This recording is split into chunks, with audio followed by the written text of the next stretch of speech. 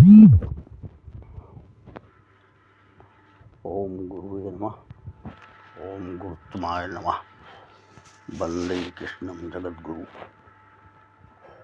सद्गुरुदेव भगवान श्री कृष्ण की चरण रज की प्रेरणा से प्रेरित वाणी जो आज तत्वदर्शन जो होना है,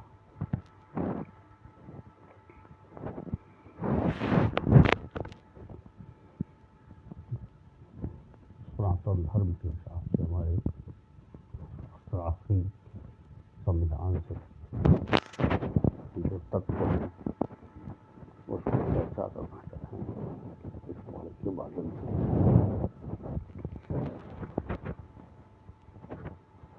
ये मानव एकाग्रति के रूप में, एक पिंड के रूप में, मानव एकाग्रति और एक पिंड के रूप में शरीर है जो प्राण शक्ति से संचालित है। उसी प्राण शक्ति को हम लोग आत्मा के भी नाम से जानते हैं और परमात्मा के नाम से जानते हैं, जिसको कृष्णा और राम और शिव किसी रूप या अपने किसी भी धर्म और पंथ को मानने वाले मालिक को संबोधित करते हैं। एक ही सत्ता है, एक ही शक्ति है, एक ही मालिक है, एक ही परमात्मा है जो अनंत की रचना कर रखा है और अनंत को चला भी रहा है। सारा प्रकाश उसी अनंत परमात्मा का ही है।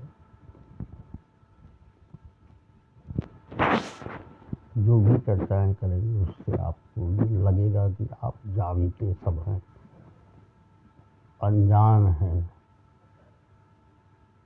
जानते हुए भी अनजान है। केवल मैं आपको याद दिला रहा हूँ, मैं कुछ बता नहीं रहा हूँ, केवल याद दिला रहा हूँ। आप क्या हैं, हम लोग क्या हैं। तो सबसे पहले तो माता पिता द्वारा दिया गया मुझे जन्म जो है उसके रूप में एक मानव आकृति मिली है, एक पिंड के रूप में, मानव शरीर के रूप में आकृति मिली और जिसका नाम हमारे माता पिता द्वारा एक जीवन के अंतिम सांस तक जीवन यापन करने हुए एक नाम निर्धारित कर दिया गया है, जो हमारी आईडी बन चुकी है। उससे मेरा जीवन अंत काल तक पूरा होता है और वही पहचान हमारी इस संसार में, इस जगत में रहती है। लेकिन आप अनुभव करके देखिए, वो नाम जो माता पिता द्वारा दिया गया है वो खाली उनके विवेक द्वारा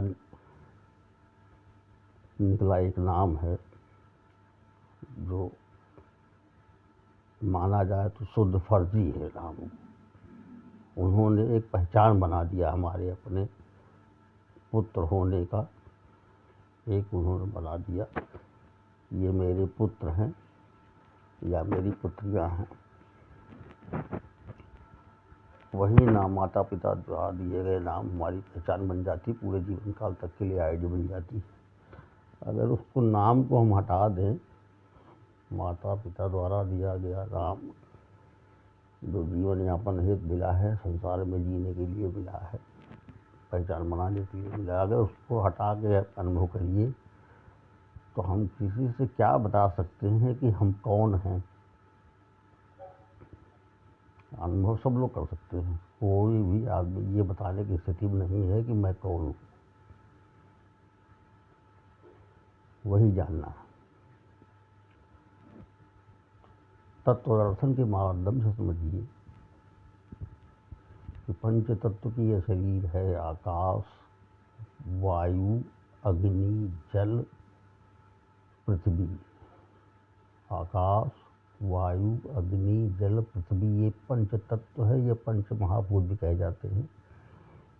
इन्हीं के मिश्रण से ये शरीर, ये पिंड बना हुआ है, एक आकृति बनी हुई है। इसमें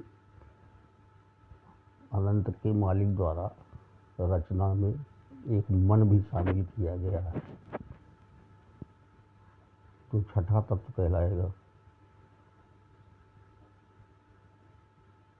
5 तत्व में पंच तत्व की शरीर हुई, छठा तत्व जो हो गया मन हो गया। 10 और इंद्रियां हमारी हैं, जिसमें 5 ज्ञान इंद्रियां हैं, नाक, कान, आँख, रसना जिससे भोजन करते हैं, और त्वचा, शरीर का त्वचा, ये हमारी 5 ज्ञान इंद्रियां हैं।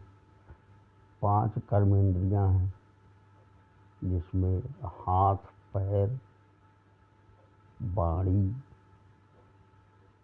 और मल त्यागने वाला और मूत्र त्यागने वाला जो जनेंद्रिय भी है, वो उसमें जो पार्ट है, मूत्र त्याग एवं जनेंद्रिय, वो एक इंद्रिय है। 5 कर्मेंद्रिय, 5 ज्ञानेंद्रिय, एक मन, 11 पंचतत्व जिससे शरीर निर्मित हुई है, 11, 5, 16 इंद्रियों के 5 विषय हैं, रूप, रस, गंध, शब्द, स्पर्श, ये 5 विषय हैं इंद्रियों की। ये इंद्रियां इसी से संचालित होती हैं, 5 विषय से। 21 ये हो गए, 16, 5, 21 हो गए। सात्विक, राजसिक, तामसिक वृत्तियां जो इस शरीर में भगवान की रचना में शामिल हैं, 21, 3, 24 तत्व ये हो गए। प्राण शक्ति, प्राण शब्द जो है ये परमात्मा का पर्यायवाची शब्द है। गायत्री मंत्र के भावार्थ का पहला शब्द है प्राण स्वरूप। पहले तो गायत्री मंत्र भी आप समझ लीजिए क्या है। ये मंत्र वेद मंत्र है और वेद भगवान की वाणी से निकला हुआ है। ओम भूर्भुवः स्वः तत्सवितुर्वरेण्यं भर्गो देवस्य धीमहि धियो यो नः प्रचोदयात्, ये गायत्री मंत्र है। इसका भावार्थ क्या है? उस प्राण स्वरूप, सुख स्वरूप, दुख नाशक, श्रेष्ठ, तेजस्वी, पाप नाशक देव स्वरूप परमात्मा को अपने अंतर हृदय में धारण करें, अपने अंतरात्मा में धारण करें। वही परमात्मा हमारी बुद्धि को सन्मार्ग में प्रेरित करें। ये मंत्र का भावार्थ है। कृपया इसको गूगल से सर्च न करें, इसलिए कि गूगल में गलत अर्थ बताते हैं, उनको उनकी व्याख्या अलग है। अगर इसकी पुष्टि करना है तो जो वैदिक मंत्र की जो किताबें पूजा के स्थानों में मिलता है उसमें देखेंगे तो उस मंत्र का भावार्थ मिल जाएगा सही। तो जो परमात्मा का प्राण स्वरूप नाम ही है, उनका एक पर्यायवाची शब्द है भगवान का। और सब लोग जानते हैं कि ये शरीर जो है प्राण से चलती है, किसी को सिद्ध करने की आवश्यकता नहीं, सभी लोग को मालूम है कि शरीर प्राण शक्ति से संचालित होती है। वही आत्मशक्ति भी है, वही अदृश्य है, अव्यक्त है, स्वयं प्रकाशित भी है, अनंत है, अनादि है। वही एक शक्ति है, चाहे उसको आत्मा कहिए, चाहे परमात्मा कहिए, चाहे प्राण शक्ति कहिए, सब पर्यायवाची शब्द है। वही राम कहा जा सकता है, वही कृष्ण भी कहिए, वही शिव भी कहिए, कोई मालिक भी कह सकता है, कोई अपने धर्म अपने पंथ के हिसाब से कुछ भी कह सकता, कोई भी नाम दे सकता है। एक ही शक्ति है जो अनंत को चलाती है, वही अनंत में रमण कर रहे हैं। इनके अलावा कुछ भी नहीं। जैसा भगवान कृष्ण हमारे गीता में कहते हैं कि अनंत ब्रह्मांड में मैं सब कुछ मैं हूँ, मुझसे भिन्न कुछ भी नहीं है। मतलब मेरे अलावा यहाँ कुछ भी नहीं है। तू केवल कर्म कर, फल की चिंता मत कर, फल मैं दूंगा। तो आप लोग इसको बहुत आसानी से समझ सकते हैं कि भगवान कृष्ण की वाणी का तात्पर्य क्या है। बहुत आसानी से समझ सकते, सब लोग जानते हैं, ध्यान नहीं देते हैं। वो आपको याद दिला रहा हूँ। भगवान कृष्ण ने गीता में कहा है कि सब कुछ मैं हूँ, मुझसे भिन्न कुछ भी नहीं है, मेरे अलावा अनंत ब्रह्मांड में कुछ भी नहीं है। और तू केवल अपना कर्म कर और मुझको समर्पित कर दे, फल की इच्छा मत कर, फल मैं दूंगा। इस बात की मैं पुष्टि कर रहा हूँ, इसको सब लोग जानते हैं, खाली याद दिला रहा हूँ मैं आपको भगवान जी की भाषा का, उनके वचनों को याद दिला रहा हूँ कि कैसे उसकी पुष्टि होगी। सब लोग जानते हैं, स्वतः सिद्ध है, उसमें सिद्ध करने की आवश्यकता नहीं, किसी वेद पुराण से हमको सिद्ध करने की आवश्यकता नहीं, वो अपने आप सिद्ध है। सब लोग जानते भी हैं। अब जानने में थोड़ा सा विश्लेषण करना पड़ेगा, उसका व्याख्या करना है। तो व्याख्या कैसे होती है? पंच तत्व की शरीर बनी हमारी, एक मानव आकृति एक पिंड के रूप में तैयार हुआ, मानव बन गए हम। माता पिता द्वारा फर्जी नाम दिया गया, इसका मतलब सही नाम भी कुछ मेरा है। अगर माता पिता द्वारा दिया गया नाम फर्जी आईडी है वो, ये तो सत्य है कि फर्जी आईडी है वो, कुछ भी नाम दे सकते हैं हमको। माता पिता किसी के हैं, कोई एक सब नाम के रूप में दे देंगे, तो वो तो रहता तो फर्जी है। लेकिन सांसारिक जीवन पार करने के और अपने परिवार, अपने माँ बाप, अपने परिवार, अपने समाज में पहचान बनाने के लिए काफ़ी हमारे जीवन काल के लिए आईडी बन जाती है। तो समझने की बात ये है कि एक आकृति बनी, नाम थोड़ी देर के लिए हटा दीजिए, माता पिता द्वारा जो नाम दिया गया वो हटा दीजिए, किनारे करिए उसको। उसके बाद थोड़ा सा आप चिंतन करिए कि हम कौन हैं। तो आप अपने नाम बताने की स्थिति में नहीं है कि आप कौन हैं। आप कुछ नहीं बता सकता, कोई नहीं बता सकता इस संसार में। वो खाली इतने बताएगा, मैं पंचतत्व का एक आकृति हूँ, जो एक शक्ति द्वारा संचालित ये शरीर चल रही है, और उसमें मन इंद्रियाँ हमारी काम कर रही हैं।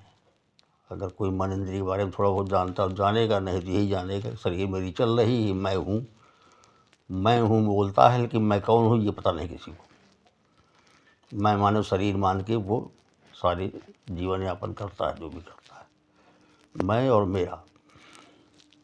तो मैं हो गया, इस अपने पिंड को मैं मान लेता है, अपनी आकृति शरीर को, और मेरे में उसके माता पिता हैं, भाई बहन है, पिता पति है, पत्नी है, और रिश्ते जो भी है, समाज है, देश है, मेरा है, तेरा है, हो गया वो।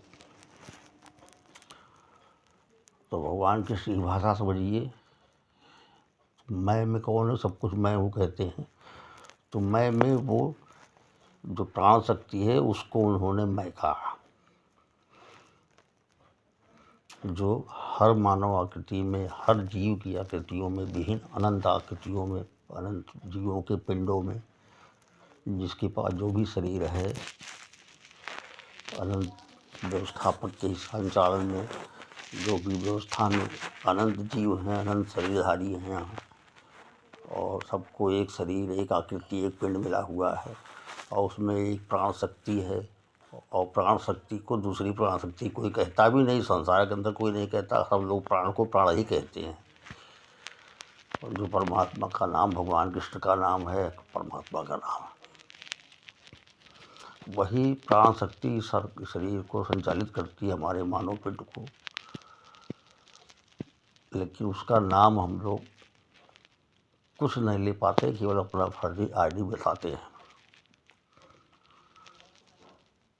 तो सब कुछ मैं हूँ अगर भगवान कहते हैं, तो मैं के परिभाषा में वो प्राण शक्ति है, जिसको हम लोग आत्मा भी कहते हैं और प्राण भी कहते हैं। और मेरे अलावा कुछ भी नहीं है, इस अनंत मान मैं ही मैं हूँ, मुझसे भिन्न कुछ भी नहीं है। तो उसको समझ लीजिए क्या है। जो पंच तत्व की एक मानव आकृति पिंड मेरी है, वही पंच तत्व की मानव आकृति मानव पिंड दूसरा है, वैसे सभी लोग हैं। 5 तत्व का पिंड, उसमें जो भी अभी तत्व की चर्चा कर रहे थे, मन, इंद्रियां, बुद्धि, इंद्रियों के 5 विषय, सत रज तम जो व्यवस्था किया है भगवान ने जो है उसमें शरीर के अंदर, उसका संयोग है, उसका मिश्रण में सब शामिल हैं, व्यवस्था में शामिल हैं। प्राण को संचालित करने में, शरीर को संचालित करने में सबका रोल है अपना। ये रहस्य की चीज़ें हैं, भगवान खुद बता सकते हैं, दूसरा कोई बता नहीं सकता है। लेकिन इतना स्पष्ट खाली मैं कर रहा हूँ कि आपको याद दिला रहा हूँ कि कैसे जो है भगवान कहते हैं कि मैं सब में मैं ही हूँ, मेरे अलावा कुछ नहीं है। तो पंचतत्व सर्व जगह सर्वव्यापक है, सबको दिखता है। पंचतत्व का आकाश भी दिखता है सबको, वायु भी दिखता है, महसूस करते हैं हम लोग, वायु चल रही है। अग्नि जानते सब लोग हैं, जल भी जानते हैं सब लोग, पृथ्वी भी जानते हैं। इसी पांचों का मिश्रण शरीर बना हुआ है और यही पंचतत्व सर्वज्ञ है। ये इसी पंचतत्व से सारी आकृतियाँ, सारे जीव बने हुए हैं। तो एक तो पुष्टि ये हो गई कि भगवान उन्हीं के चरणों से निकला हुआ सारे तत्व हैं। ये जितने तत्व हैं भगवान के चरणों से निकला हुआ अनंत अमृत धारा का एक अंश है ये तत्व। और वो अंश के मालिक भगवान स्वतः है, उनके चरणों से निकला हुआ अनंत धारा है। आकाश तत्व तक का हमने चर्चा किया है। तो उसके माध्यम से 24 तत्व बताए। प्राण तत्व भगवान का खुद स्वतः हैं। 3 और माने जाते हैं तत्व में जो है ऊपर, उसके ऊपर भी हैं अहंकार और महातत्व और प्रकृति।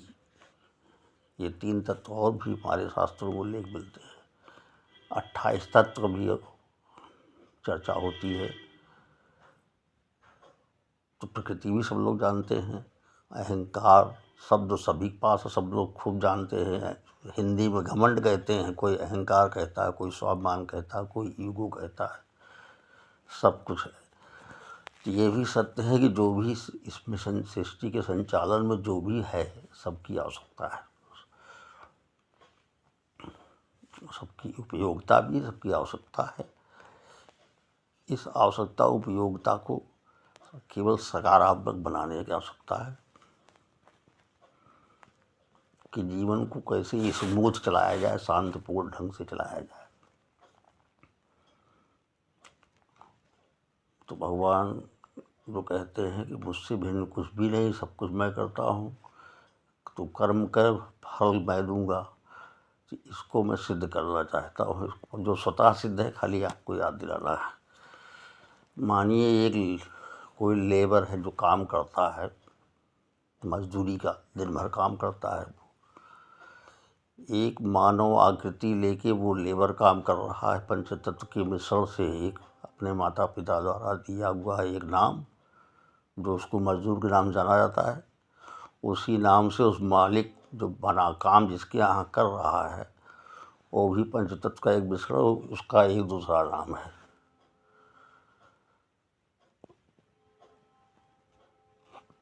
तो देखिए, समझिए इसको जो है, कर्म किया लेबर ने, श्रमिक ने, एक पिंड एक आकृति प्राण के माध्यम से। प्राण ही ऊर्जा है, बिना प्राण के शरीर चलने वाली नहीं। प्राण अगर निकल गया तो उसको मृत्यु कहलाते हैं, उसको दफना दिया जाता है। वही आत्मा है, वही प्राण है, वही भगवान है।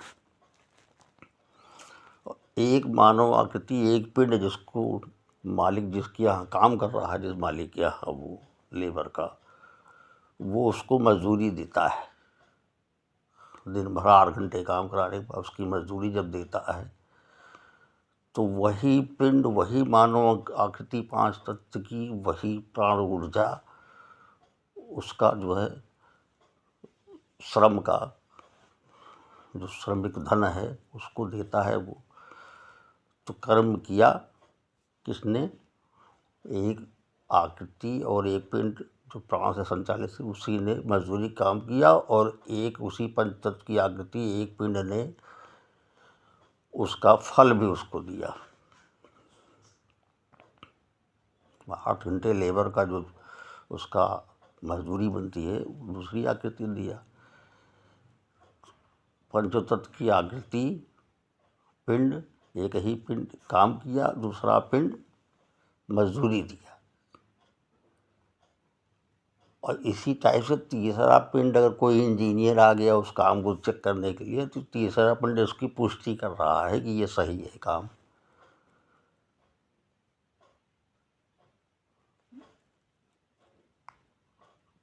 तो जो कार्य किया गया, कर्ता जिसने काम किया कर्ता हो गया। क्रिया जिस कार्य को किया गया उसकी पुष्टि किसी आकृति ने किया कि ये कार्य सही हुआ है, क्रिया है, एक आकृति वो भी है, एक पिंड वो भी लेके आया इंजीनियर, उसने बताया कि ये कार्य सही हुआ है, इस लेबर ने ये सही कार्य किया।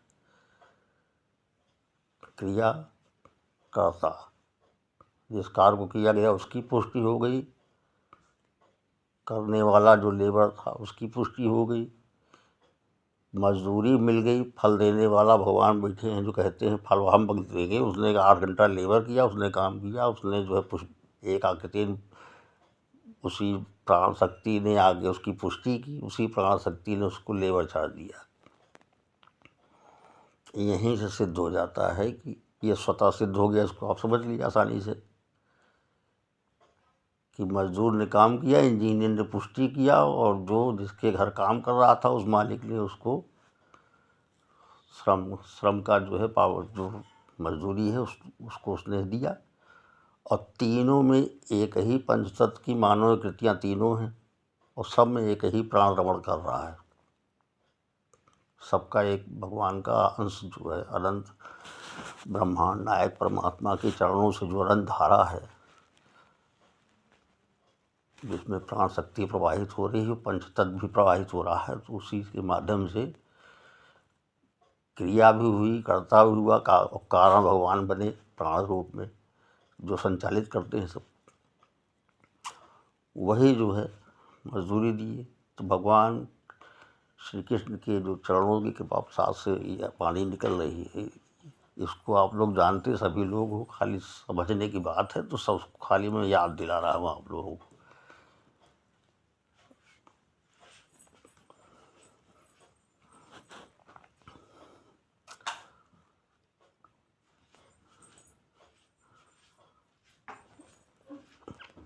खाली इसको समझ लीजिए, तो आप अनुभव करिएगा तो आपको खुद सब दिखेगा, स्वतः सिद्ध है, उसमें सिद्ध करने की आवश्यकता नहीं है।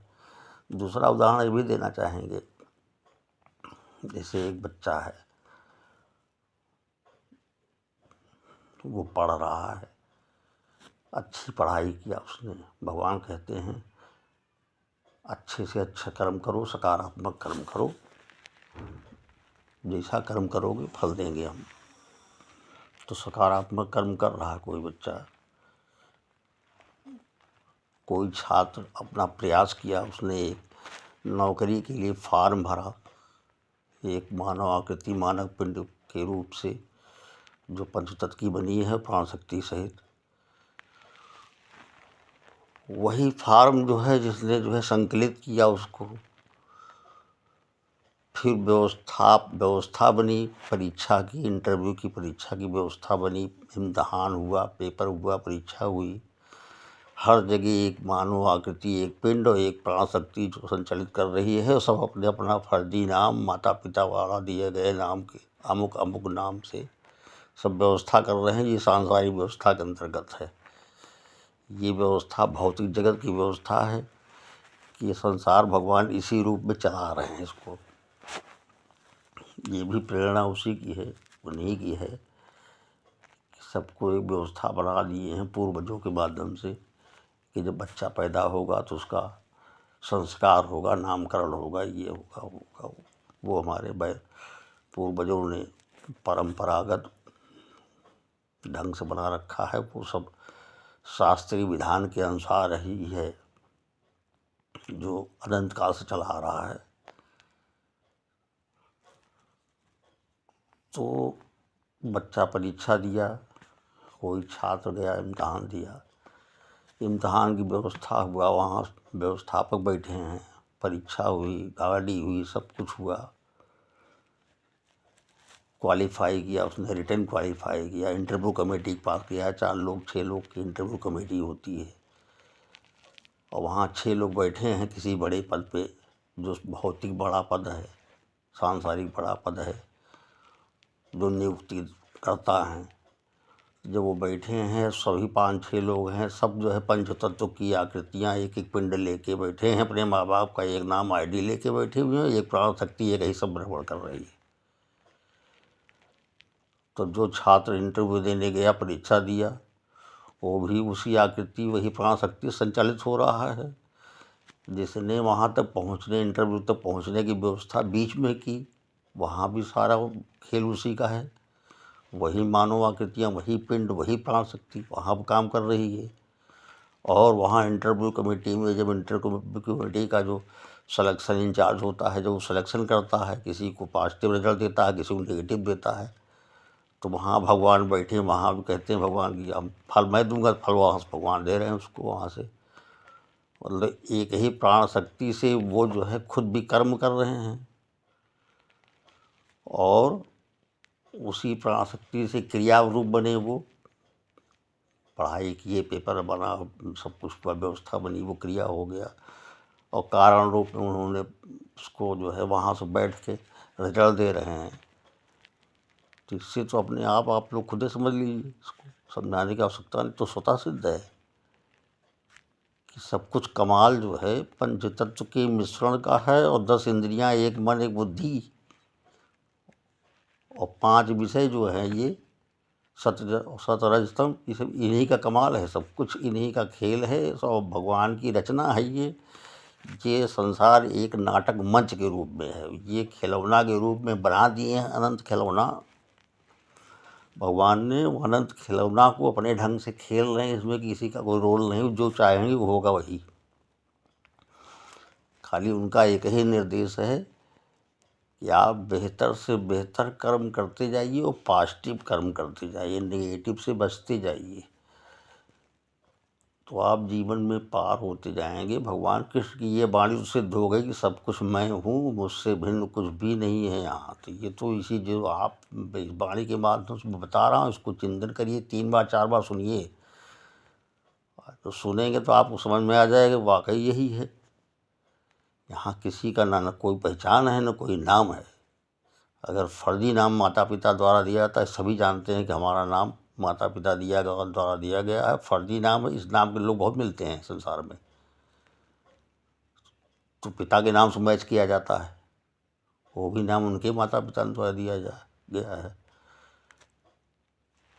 अगर वहाँ भी मैं दोनों मैच कर गया, नाम और पिता का नाम, तो फिर गांव, मोहल्ला, मकान नंबर से मैच किया जाता है। मतलब ये तो कन्फर्म है कि ये फर्जी नाम है। तो सब लोग जानते हैं फर्जी नाम दिया गया है माता पिता।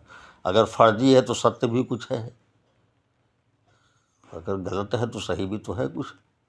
तो सही की तलाश करिए, सही को समझ लीजिए। आप जानते सब लोगों को, खाली समझना है। तो भगवान कृष्ण की ये वाणी बिल्कुल 100% यथार्थ है कि वही जो भी हैं, क्रियाकर्ता कारण वही हैं। सारी व्यवस्था उन्हीं की है, वही मालिक है, वही करने वाले हैं, वही क्रिया हैं, करता हैं, कारण हैं। एक जगह से कर्म करते हैं, एक जगह से क्रिया बनाते हैं, दूसरे जगह से कारण बन के उसका रिजल्ट देते हैं। और उनके खेल के अनुसार जितना चाहते हैं, जिससे पॉजिटिव कार्य कराते हैं, बेहतर से बेहतर प्रयास कराते हैं, बेहतर से बेहतर रिजल्ट देते हैं उसको।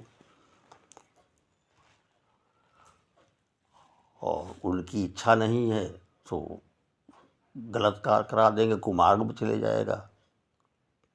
तो उसी डिफरेंट आकृतियाँ हैं, डिफरेंट पिंड हैं, डिफरेंट प्राण शक्तियाँ एक ही हैं जो सब में रमण कर रही हैं। बाकी तो आकृतियाँ और पिंड तो डिफरेंट हैं और सब में भगवान ने ऐसी व्यवस्था बना रखा है कि सारे आकृतियों में, विचारों में भिन्नता 100% कर रखा है उन्होंने। विचारों में भिन्नता सभी के मिलेगी। अनंत ब्रह्मांड में जितने जीव हैं, सभी के विचारों में भिन्नता है। कोई व्यक्त कर सकता है, कोई नहीं करता है।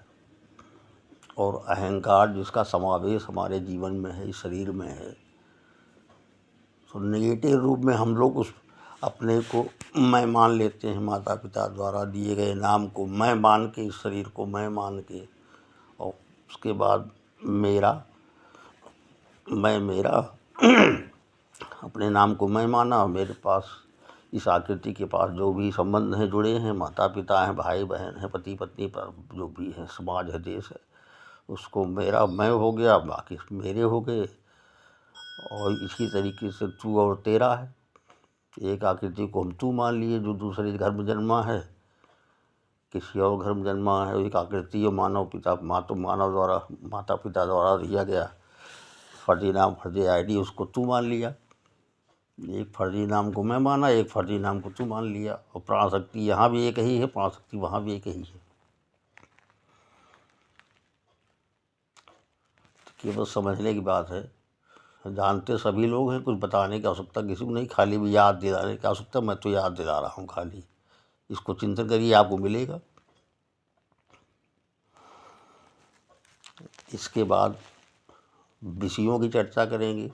जो जीवन में चलाने वाले 5 विषय हैं, जीवन को चलाते हैं, ये इंद्रियां, मन, बुद्धि और ये 5 विषय से संचालित होते हैं। मन, बुद्धि, इंद्रियां, ये सब 5 विषय संचालित होते हैं। रूप, रस, गंध, शब्द, स्पर्श। रसेंद्रिय हमें भोजन ग्रहण कराती है, हमारे जीवन यापन में सहयोग करती है। विशेष आवश्यकता इसकी है ही है। सब लोग जानते हैं भोजन चाहिए, जो भी मिले, अच्छा बुरा जो भी मिलता है। तो भोजन में सुपाच्य भोजन होगा तो शरीर के लिए, स्वास्थ्य के लिए लाभदायक होगा। तो हम कर्म रसेंद्रियों के लिए भी कर्म करते हैं। भोजन के लिए, पेट के लिए हर आदमी को कर्म करना है। हाथ मिले हैं, कर्म इंद्रियां हैं, हाथ है। बगैर हाथ से मुंह में दाना डाले भोजन का कवल नहीं जा सकता है। तो कर्म तो होना 24 घंटे ये शरीर कर्म करता रहता है। जागृत अवस्था, स्वप्न अवस्था और 2 अवस्था में और कारण अवस्था में ये कर्म तो अपने आप स्वतः होता रहता है। वो भगवान ने बना रखा व्यवस्था, तो व्यवस्था में सब है।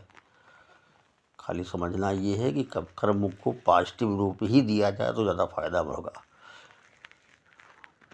ये नहीं कहा जा सकता गलतियाँ नहीं होती हैं। जब मन है, इंद्रियां हैं, तो गलती की गारंटी है। मन है, बुद्धि है, इंद्रियां हैं, तो गलती की गारंटी है। किसी के जीवन में गलतियां होंगी ही होंगी। अगर गलती नहीं होगी तो संसार की सारी व्यवस्था ही भंग हो जाएगी, भगवान की बनाई हुई। नकारात्मक विचार अगर नहीं होंगे तो झगड़े नहीं होंगे, झगड़े नहीं होंगे तो पुलिस थाना की आवश्यकता नहीं पड़ेगी, वहाँ अदालतें बंद हो जाएंगी, कचहरी बंद हो जाए, सब बंद हो जाएगा। ये संसार की व्यवस्था है। संसार में भगवान का ही खेल चल रहा है, ये नाटक मंच है। ये सबको अपना अपना रोल मिला है। अब ये है कुछ लोगों को हिस्से में ये समझदारी आने का एक प्रारब्ध है। इसी को प्रारब्ध कहा गया है शास्त्रों में, कि भगवान किसको किसके हिस्से में क्या देते हैं, कितनी पॉजिटिविटी देते हैं, कितनी नेगेटिविटी देते हैं, ये उनकी मर्जी है। और जितनी पॉजिटिविटी हमारे जीवन में आती है, किसी के जीवन में आती है, तो उतना उसके जीवन में शांति का प्रवेश होता है। और जितना नेगेटिविटी आएगी उतने वो नेगेटिव परिणाम तरफ अक्सर हो जाएगा, और उसका नेगेटिव परिणाम तो कष्ट ही देगा। सभी के जीवन में विषयों का विशेष महत्व है। विषय उसी से जीवन चलना है, उसी से हमारा जीवन का अंतिम सांस तक पूरा चलता है, विषयों के माध्यम से। विषय में भोजन रसेंद्रिय है, बहुत आवश्यक है। कर्मेंद्रियों में वाणी, इसका महत्व जीवन में हमारे हिसाब से तो 100% हर जगह है। वाणी आदमी की संयमित होनी चाहिए। और वाणी में 2 चीज़ का ध्यान रखा जाए हमेशा, किसी की अहित और अपमान भरित वाणी, इसका प्रयोग करने से बचने की आवश्यकता है। जिस लेवल तक बचे रहेंगे उस लेवल तक आप जीवन में बिल्कुल खुशहाली और शांतिपूर्ण जीवन का अनुभव करेंगे। अहित और अपमान जनक वाणी नहीं इस्तेमाल करना चाहिए। उससे बचने का पूरा प्रयास करना चाहिए। हित और सम्मान सबकी कमजोरी है, हर आदमी की चाह है, हमारी भी चाह है, लेकिन वो उसको उसके प्रारब्ध और उसके कर्म के अनुसार ही हित और सम्मान मिलना है, हमारे देने से नहीं मिलना है। लेकिन जो चीज़ हम आसानी से कर सकते हैं कि अहित और अपमान, जिस जो चीज़ से हम बच सकते हैं, बचा सकते हैं किसी को, तो वो चीज़ अपने स्तर से किया जा सकता है। बाकी हमसे उसके हित और सम्मान से नहीं मतलब है। किस आकृति को क्या भगवान देना चाहते हैं ये उनकी इच्छा है। इसलिए क्रियाकर्ता कारण वही हैं, सब कुछ वही करने वाले हैं, तो हमारा कोई उसमें रोल नहीं हो सकता है। हम लोग तो एक तुच्छ प्राणी हैं। हम तो अपना स्तर भगवान की चरणों की धूल के खरबों अनंत गुना उसका जो न्यूनतम स्तर होता है, उस स्तर से भी नीचे तुच्छ प्राणी के रूप में मैं इस आकृति और इस अपने पिंड को मानता हूँ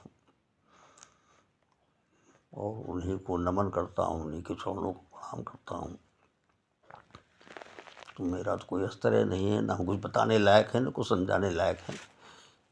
ये तो केवल भगवान के चरणों की धूल की प्रेरणा से और सतगुरु भगवान की प्रेरणा से जो भी वाणी निकल रही है कि ये प्रसाद पता नहीं किसको भगवान किस रूप में देना चाहते हैं। तो जहाँ तक पहुँच पाएगी वाणी, जिसके हिस्से में जो भी प्रसाद होगा वो पा सकता है, पा जाएगा, नहीं पाएगा तो उसमें भगवान जाने, उनकी इच्छा जाने, मुझसे कोई मतलब नहीं उससे।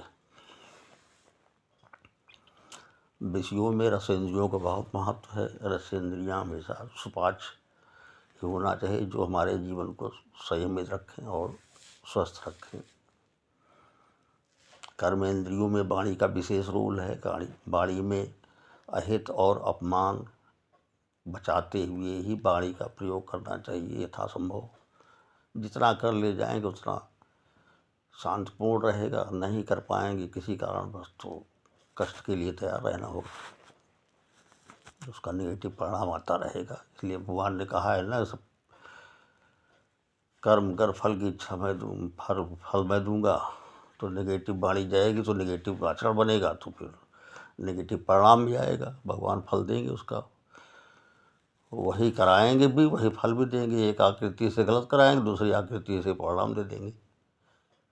तो उनका खेल है, उससे हमसे कोई मतलब नहीं। लेकिन एक वाणी इस माध्यम से शौचालय सब मतलब याद दिलाने का प्रयास कर रहा हूँ खाली।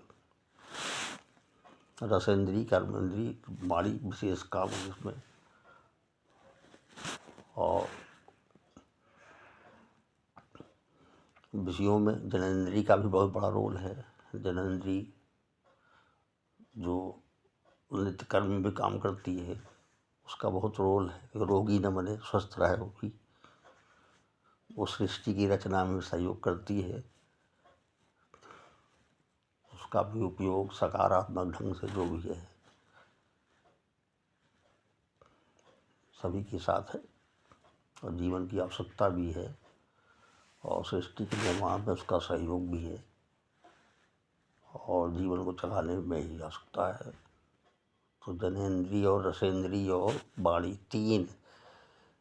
ये तीन विषयों के तीन पार्ट जो है जीवन के लिए बहुत महत्वपूर्ण है। इन पे संयम रखना, इनको पॉजिटिव बनाना, जिस स्तर तक कोई पॉजिटिव बना ले जाएगा उसका जीवन बिल्कुल खुशहाल स्वर्गमयी जीवन रहेगा। अब किसके हिस्से में कितना प्रसाद भगवान देना चाहते ये मुझे नहीं मालूम। रसेंद्रिय, जनेंद्रिय और कर्मेंद्रियों में वाणी, तीन का जो है समावेश अगर पॉजिटिविटी से भर गई भगवान की चरणों की कृपा प्रसाद से, तो उसका जीवन स्वर्ग से बेहतर होगा, ये गारंटी है। और प्राण शक्ति जो है, जो सभी आकृतियों में प्राण शक्ति है, वो अनंत के चरणों से निकली हुई अमृत धारा का एक अंश है जो सभी में है। उसका सम्मान सबको करना चाहिए, अन्यथा आपको कष्ट ही कष्ट मिलना है, ये गारंटी है। इसलिए कि प्राण ही शरीर को चलाता है। प्राण निकल जाने पे हमारा अंतिम संस्कार हो जाता है। वही हम लोग आत्मा भी संबोधित करते हैं, वही भगवान राम कृष्ण और शिव के रूप में संबोधित करते हैं, वही मालिक अल्लाह के रूप में, वही किसी पंथ वाले कोई भी अपने हिसाब से अपने मालिक का नाम लेते हैं। और उसी प्राण को किसी रूप में आपको अपने चिंतन में 24 घंटे रखने की आवश्यकता है कि हमारा जीवन इसी प्राण शक्ति से चल रहा है और यही प्राण शक्ति सर्वज्ञ है, ये हर जगह विद्यमान है। अगर ये ध्यान में रहेगी तो आपके जीवन में तनाव मुक्ति आ जाएगी। जो विकार इस जीवन में बताए गए हैं, इस शरीर के जो विकार हैं, कामनाएं हैं, गुस्सा है, लालच है, मोह है। अब मोह माने अज्ञान होता है, जो कोई पता ही नहीं है, ज्ञान नहीं है तो फिर परेशान है, कहाँ जाना है, क्या करना, कुछ पता नहीं है, सबको हाय हाय लगा हुआ है। तो ये विकारों से भी मुक्ति मिलेगी बहुत आसानी से। कामनाएं हैं, गुस्सा है, लालच है, मोह है, अहंकार है, ईगो, स्वाभिमान, अहंकार, घमंड, सब एक ही चीज़ है। मत्सर, मत्सर सबसे बड़ी बीमारी मानव की है। मत्सर माने होता है किसी को नीचा दिखाने की प्रवृत्ति। ये जीवन के लिए बहुत बड़ी बीमारी है। ईर्ष्या, द्वेष, मानव की नकारात्मक वृत्तियाँ हैं ये मानव की, ये रहेंगी, सब में विद्यमान है ये। और ये सृष्टि की रचना में इनका सहयोग है, लेकिन नेगेटिव चूँकि इनकी स्थितियाँ हैं तो जो बच जाए तो फायदे में रहेगा। अब बचाने वाले तो खैर भगवान ही हैं, जिसको बचा दें।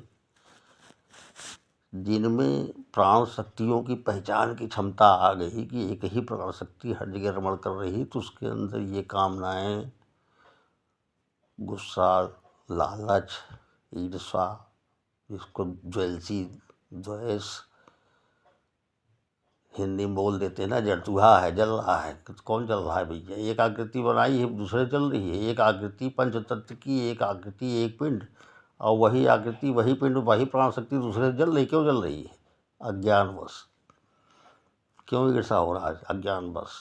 अगर उसी प्राण शक्ति का केवल दर्शन हो जाए, यही प्राण शक्ति हर सर्वज्ञ है और वही पंच तत्व की आकृति जो मेरी है वही हर जगह है, अगर ये अनुभव में आने लगे और याद रहे, जितनी देर याद रहेगा उतने देर तो विकारों से आप मुक्त रहोगे। आपका मन शांत रहेगा, हमेशा शांत रहेगा। ये भगवान क्या हो रहा है? एक ही आकृति मैं हूँ, एक ही आकृति, एक पिंड, एक प्राण शक्ति हमारे पास, वही जो है वही पंचतत्व, वही प्राण शक्ति, वही मन, इंद्रियाँ सबकी हैं, वही सबके पास है।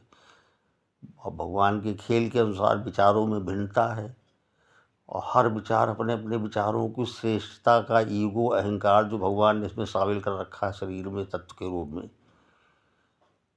अहंकार का भी समावेश किया उन्होंने। अब उनकी रचना का खेल है, उस पर कौन क्या कर सकता है।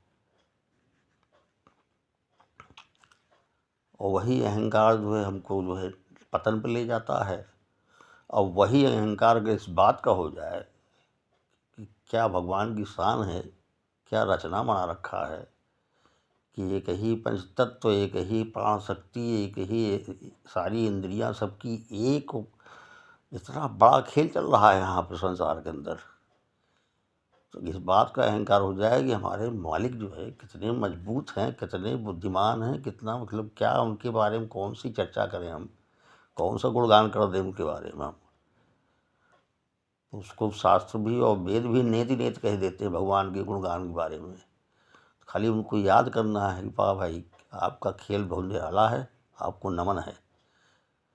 किसी रूप में आप मान लीजिए उसको, चाहे राम मानिए, चाहे कृष्ण मानिए, चाहे शिव मानिए, या जो जिस अपने मालिक को जिस रूप में मानना चाहता है मान सकता है। जीवन में शांति के लिए विशेष विचारों की भिन्नताएं, अनंत विचार, अनंत भिन्नता है। सब सारी आकृतियों में भिन्नता दिखाई पड़ेगी, लेकिन तत्व एक ही है। पंच तत्व ही सारी आकृतियों में है, प्राण शक्ति सारी आकृतियों में एक ही है। नाम सबके फर्जी हैं, माता पिता द्वारा दिए गए। सबका नाम हटा दें, अपना अपना लोग नाम हटा के थोड़ा चिंतन कर लें कि मैं कौन हूँ, तो कोई बताने की स्थिति में नहीं है। तो एक चिंतन में आएगा, उसको चिंतन करिए, सोचिए, समझिए कि जब सब एक ही है तो फिर ठीक है, जो भी है एक मर्यादित व्यवस्था में हमको रहना है। मर्यादित व्यवस्था जो भगवान बीच बीच में अवतारों में भगवान कह देते हैं ना, हमारे बुजुर्ग हमारे पूर्वज भी संस्कार के रूप में देते हैं मुझे मर्यादाएं, कि हमारे जन्म मेरा हुआ है, बच्चे हैं तो माँ बाप के प्रति हमारे क्या कर्तव्य हैं, थोड़े से बड़े हुए तो भाई बहन के क्या कर्तव्य हैं, और बड़े हुए तो हम अपने सांसारिक जीवन में आए तो बच्चों के प्रति क्या हमारे कर्तव्य हैं, फिर माता पिता के पास क्या कर्तव्य है, फिर समाज के प्रति क्या कर्तव्य है, मोहल्ले के प्रति क्या कर्तव्य है, गाँव के प्रति क्या कर्तव्य है, देश और समाज संसार के प्रति क्या कर्तव्य है। तो कर्तव्य को निर्वहन में, कर्तव्यों के निर्वहन में हमें बिल्कुल जागरूक रहने की आवश्यकता है। और ये मान के चलिए कि एक ही आकृति,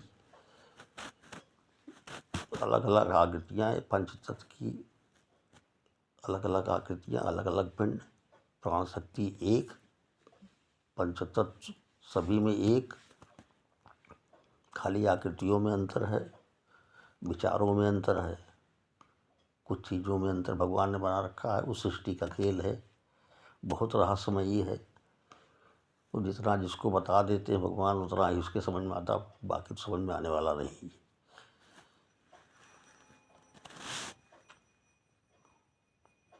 तो विचारों को, भिन्नता को ध्यान रखा जाए, सभी के विचारों में श्रेष्ठता का ईगो है कि मेरा विचार सर्वश्रेष्ठ है। तो स्वीकार भाव, जिस लेवल तक, जिस स्तर तक हमारे अंदर स्वीकार भाव रहेगा, उस लेवल तक हमारे जीवन में सुख शांति का पूरा अनुभव होगा। विचारों से टकराने से बचिए, इसलिए कि एक विचार से अगर एक से दो आकृतियाँ हुई तो विचारों की भिन्नताएं दोनों आकृतियों में है, टकराव पूरी स्थिति बन जाएगी। तत्व सब में एक ही रमण कर रहा है, शक्ति एक ही रमण कर रही है, लेकिन व्यवस्था के अंतर्गत विचारों में भिन्नता है, उसको समझने की आवश्यकता है। स्वीकार भाव मोस्ट इम्पॉर्टेंट। और वाणी का प्रयोग अहित और अपमान से बचते हुए वाणी का प्रयोग जीवन में सुख शांति का मूल बने, धरोहर बनेगा, ये मूल पूंजी बनेगी। और अगर यदि याद रहेगा कि हमारी जैसी आकृतियाँ, हमारी जैसा पिंड, हमारी ऐसे प्राण शक्ति, प्राण सबका एक है, सब लोग जानते हैं प्राण निकल गया, प्राण निकल गया, प्राण निकल गया, प्राण बचाओ, प्राण बचाओ, प्राण बचाओ, तो सबके लिए एक ही चीज़ निकलता है, तो सबका एक ही है। और पंचतत्व की सारी आकृतियाँ सब लोग जानते हैं, यहाँ पंचतत्व का ही सारा खेल है। पांचों तत्व से शरीर बनी है, पंचों तत्व ही यहाँ से दिखते हैं, जो ही नदियाँ हैं, पहाड़ हैं, पेड़ हैं, पौधे हैं, पशु हैं, पक्षी हैं, अन्न है, जल है, दाना, जो भी है सब पंचतत्व में है। और सारे प्रोडक्ट, भौतिक प्रोडक्ट, चाहे कितने बड़े से बड़े वीआईपी प्रोडक्ट यहाँ हैं, सब कुछ जो है पंचतत्व से निर्मित है। पर उसका सबका एक अपना लाइफ सीमा है, सबकी अपनी सीमा है। उस सीमा तक वो पंचतत्व के मिश्रण से बन जाता है। कोई भी भौतिक सामान जिस पे हम लोग बहुत आकर्षित हो जाते हैं कि ये सामान हमको मिल जाए तो खुश हो जाएंगे, और है वो कुछ नहीं, वो पंचतत्व का एक छोटा सा कबाड़ है, वो उसका कोई अस्तित्व नहीं है। कोई बड़ा से बड़ा आइटम, बड़ा बड़ा कोई भौतिक प्रोडक्ट कोई तैयार करके उसको अगर देखा जो हमें आकर्षित कर रहा है, तो उसका बहुत मतलब नहीं है। वो सब पंचतत्व का आइटम है, पंचतत्व में विलीन हो जाएगा। 10 साल, 5 साल, 15 साल, 20 साल, 50 साल में उसको विलीन होना है। कुछ भी यहाँ कुछ भी दिखाई पड़ रहा है तो सबका अस्तित्व जीरो है, कुछ नहीं, किसी कोई अस्तित्व नहीं। जो पंचतत्व का अस्तित्व पहले था वो आज भी है, कल भी रहेगा। और जो प्राण शक्ति का अस्तित्व कल था, आज भी है, कल भी रहेगा। ये बाकी कुछ भी यहाँ जो है अलग से नहीं रहने वाला, किसी का फर्जी नाम निशान भी मिट जाएगा यहाँ से। हमारे पहले भी पंचतत्व थे, हमारे कम से कम मतलब करोड़ों जन्मों से पहले, करोड़ों जन्मों पहले, हमारे पूर्वजों की करोड़ों जन्मों से पहले ये पंचतत्व विद्यमान थे और प्राण शक्ति विद्यमान थी। और वही क्रम चला आ रहा है, यही क्रम आज भी, यही क्रम आगे तक जाएगा। इसके अलावा कुछ भी नहीं मिलेगा यहाँ, कभी ना कुछ था ना रहेगा, ना कभी था ना है ना रहेगा। पंचतत्व रहेगा केवल, उसी का सारे मिश्रण, उसी के सारे प्रोडक्ट, उसी से हमारा जीवन भी है, उसी शरीर भी है। और प्राण शक्ति जिसको हम लोग भगवान राम जानते हैं, कृष्ण कहते हैं, परमात्मा जानते हैं, जो भी जानते हैं जिस नाम से, पंचतत्व और जो है ये प्राण शक्ति, आत्मशक्ति, इसके अलावा यहाँ न कभी कुछ रहा है, न रहेगा। शेष आगे। वंदे कृष्णम जगत गुरु। ओम गुरुवे नमः। ओम गुरुत्माय नमः। सर्वे भवन्तु सुखिनः, सर्वे सन्तु निरामयाः, सर्वे भद्राणि पश्यन्तु मा कश्चित् दुःखभाग् भवेत्। सब कुछ सारी वाणी भगवान कृष्ण के चरणों में समर्पित होने के लिए भगवान कृष्ण मुझे क्षमा करें। जिसको अच्छा लगे वो सुने, प्रसाद के रूप में ग्रहण करे, अन्यथा मुझे क्षमा करें। धन्यवाद।